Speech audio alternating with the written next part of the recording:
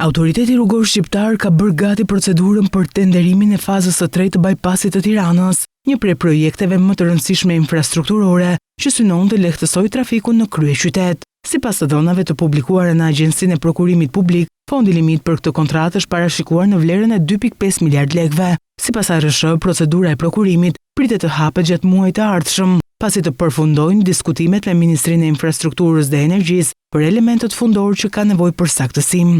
Ndërkohë punimet kanë nisur tashmë në 2 fazat e para të bypassit. ARSH raportoi se realizimi fizik i punimeve ka arritur në rreth 18 deri 20%, ndërsa aktualisht po kryen ngërmimet, skarifikimi dhe mbushjet për formimin e trupit të rrugës. Po ashtu vijon ndërtimi i 2 urave të parashikuara në këto lote, si dhe profilimi i skarpateve gjatë gjurmës së projektit. Për fazën e parë dhe të dytë, vlera e kontratave është 5.9 miliard lekë dhe përfshin një gjatësi prej rreth 8.2 kilometra. Bypassi Tiranës parashikohet të ketë një gjatësi totale prej 21.6 kilometra dhe do të lidhë autostradën Tiranë-Durrës me autostradën Tiranë-Elbasan, duke shmangur kalimin e trafikut tranzit përmes kryeqytetit. Traseja nis pranë rrugës Tuman-Kashar dhe përfundon në Mullet, ndërsa rruga do ketë 2 korsi për secilin drejtim lëvizjeje dhe shpejtësi të lejuar deri në 120 km/h.